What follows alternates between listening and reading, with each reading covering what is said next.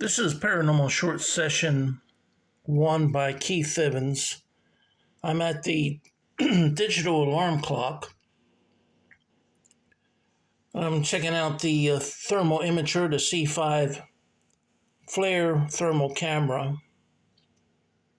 Right as we're looking at the yellow part, it's about 97 degrees Fahrenheit.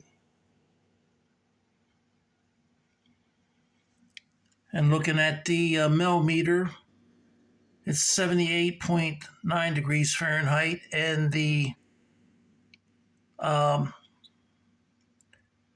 is 56.8 degrees milligauss. So that's rather high.